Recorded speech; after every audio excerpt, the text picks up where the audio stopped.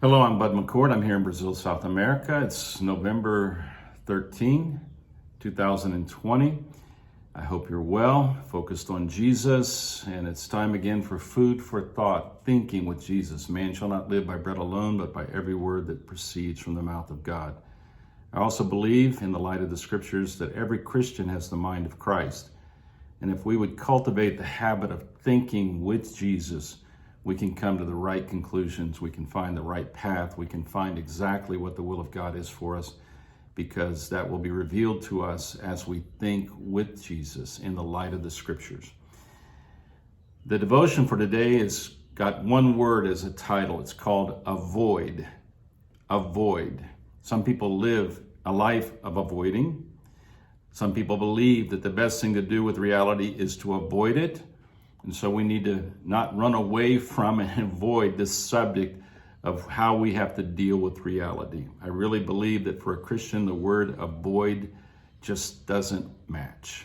Let's think about that together. There are some words that we need to eliminate from our vocabulary. Some words just do not fit who we are and the goals we have for our lives. To follow Jesus and carry our cross, we need to eliminate from our vocabulary the word avoid. We simply cannot be what he calls us to be if we live by avoiding the cost of loving others. The word avoid does not match the goal of following Christ 24 hours a day, 7 days a week, and carrying our cross. Avoid is not a word of faith. I believe that the narrow gate that Jesus described in Matthew 7:13-14 will lead us towards the greatest joy. But this path goes through pain first. This was the path that Jesus took. Avoid does not match the example of Jesus.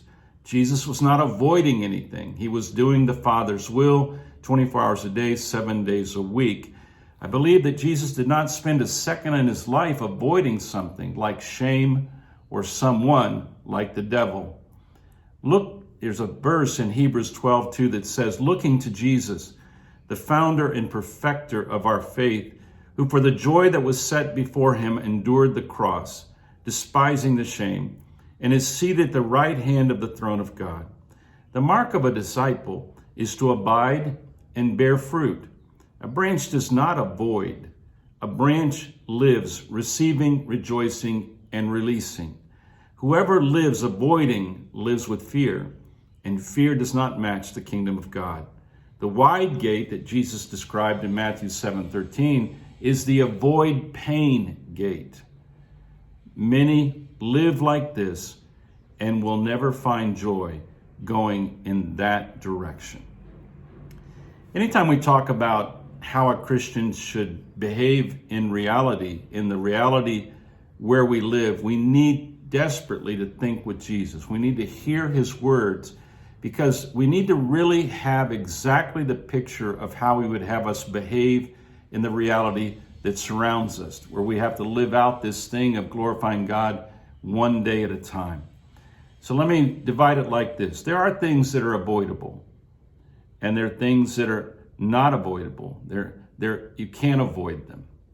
Let me read a verse where Jesus talks about things that we can perhaps seek to avoid. Behold, I send you out as sheep in the midst of wolves. Therefore, be wise as serpents and harmless as doves. I think that there's a thing we can avoid, and that is, as believers, we don't go looking for pain, and we don't go looking for trouble. We don't cause trouble either. We are to be in the world wisely navigating a dangerous reality of wolves, those who might want to feed on something that we have or something that we are for their own benefit, those who would like to take from us whatever it is we have so that they can benefit from us.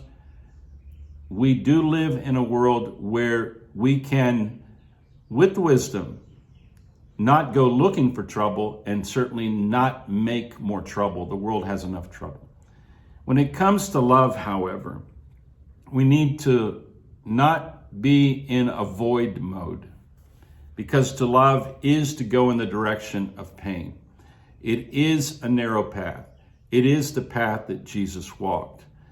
We have to be realistic when it comes to the fact that we are in this world, but we are not of this world, and we are walking with Jesus to glorify God. We are carrying our cross.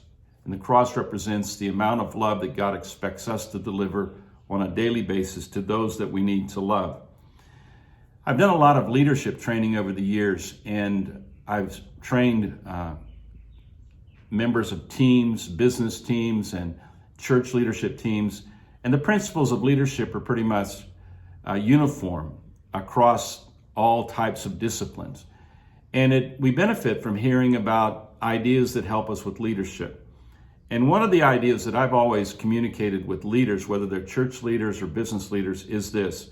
Here's the reality of what you're dealing with. As you are assessing reality, as you are living the reality of the company that you're leading or the business that you're leading or the group that you're leading, here is a rule that you cannot forget. You pay now or you pay later, but you always pay.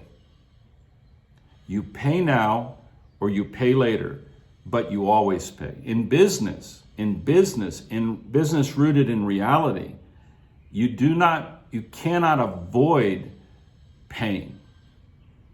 There is a price to be paid to do the business that you're doing. There's a price to be paid if you're leading a church. There's a price to be paid if you're leading a family. And if you get into the habit of avoiding the normal payments of whatever is there, you are in avoidance, and that is not going to work out.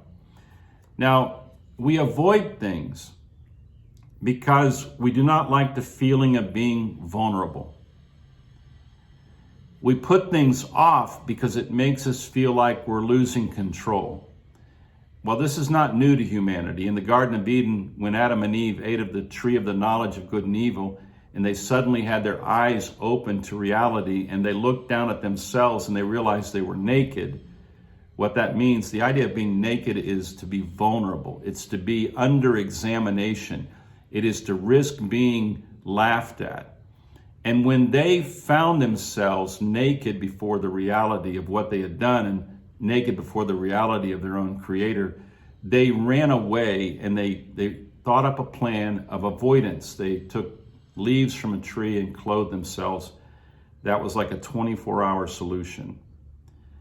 The leaves would wither, they'd be naked again. And it would be a mess the whole time. They could not avoid. So God goes after them. Reality comes after us. We either pay now or we pay later, but reality comes to collect. Now, we also avoid that which might cost us blood. Blood in the Bible is a symbol of life. And when we are avoiding reality, it can lead to bloodshed. What it means is it can take away the very significance of your life if you keep on avoiding what is unavoidable, that cannot be avoided.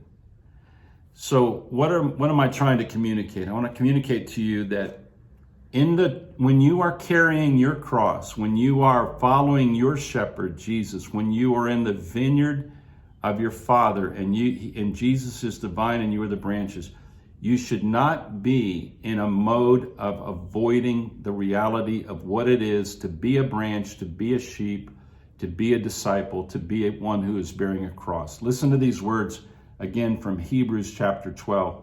Therefore, we also, since we are surrounded by so great a cloud of witnesses, let us lay aside every weight and the sin which so easily ensnares us, and let us run with endurance the race that is set before us, looking unto Jesus, the author and finisher of our faith, who for the joy that was set before him endured the cross, despising the shame, and is sat down at the right hand of the throne of God.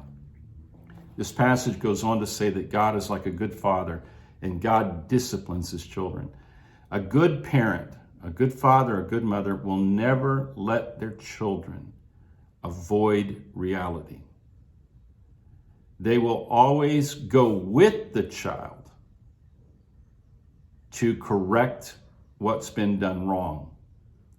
If the child has cheated on a test at school and the parent finds out, a good parent will take the child to own and pay the price now. If not, the price will be bigger when the child is stealing from the company later on and goes to jail. They will take the child and discipline the child, and they will make the child stop avoiding reality. The same thing happens to disciples. God will intervene in my life, and he will stop me from avoiding reality, and he disciplines me because he loves me and because love is the reality. And we must pay the price now, today. Seek first the kingdom of God and his righteousness today. Pay now. Don't avoid. Live your life for Jesus now. God bless you.